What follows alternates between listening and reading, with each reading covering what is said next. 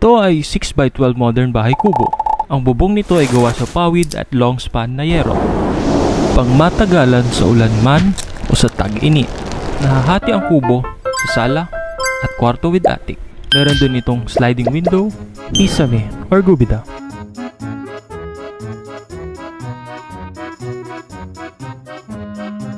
TV divider, lamesa, mga upuan sa sala na mayroong iba't ibang disenyo.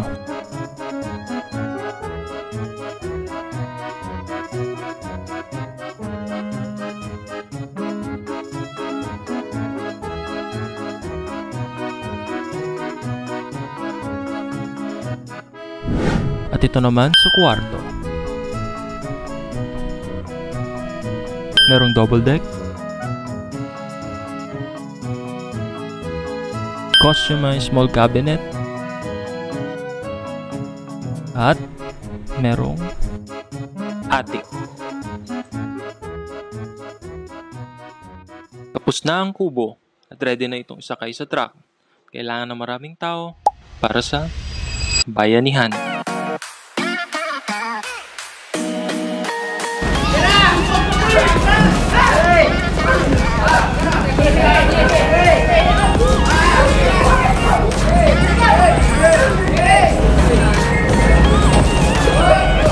Nakadepende sa laki ng kubo ang bilang ng mga magbubuhat. Dalasan nasa 12 o higit pa. Unang inaangat ay sa sala dahil ito ang magaang parte. Sunod ay ang kwarto na kung saan nandito ang buong bigat ng kubo. Pag naiangat at nasampan na lahat ng paa ng kubo, unti-unting itutulak para maiayos at walang maging problema sa biyahe.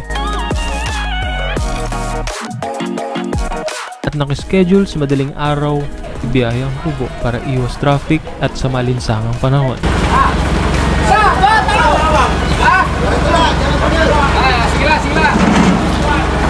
Okay.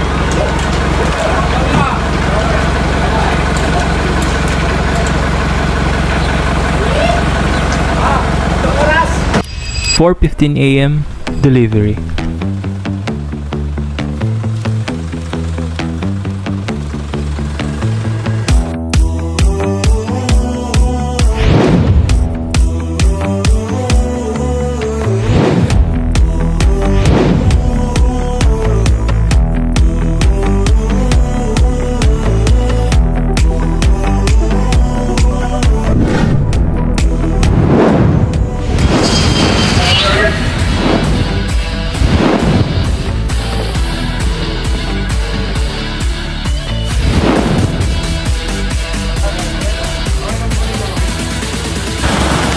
Matapos ang mahigit 1 oras na biyahe, ay nakarating na din tayo sa ating lokasyon, Santo Tomas, Poblacion, La Union.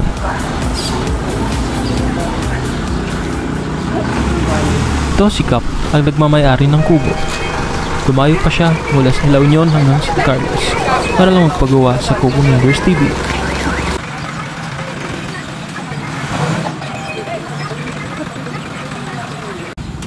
At dito namin ipoposisyon ang kubo. Akala namin magiging madali na pagbaba, kaso merong konting aberya.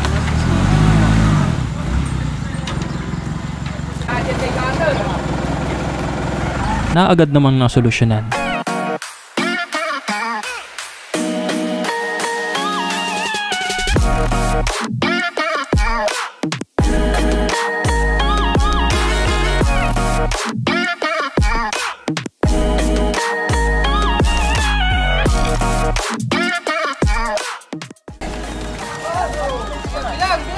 Sige, rutabi!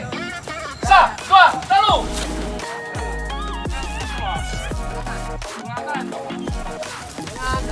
At dito nilalagay ang konkretong patungan na libreng kasama ng kubo at may dalawang butaka or handcrafted chair na gawa sa kawayan.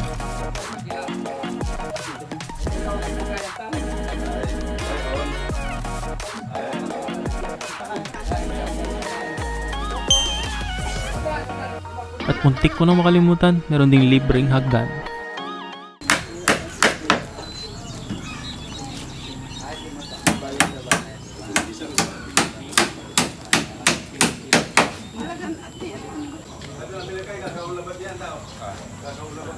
Pinaka-importante sa lahat, kung may deliver, may libreng pagkain.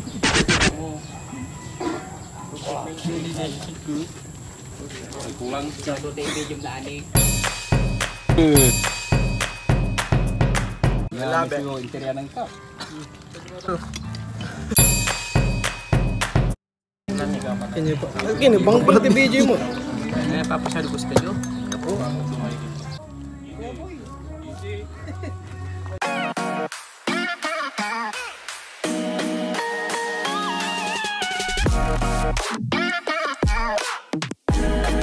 Matapos ang nakakapagod, nakakabusog na biyahe, uwian na.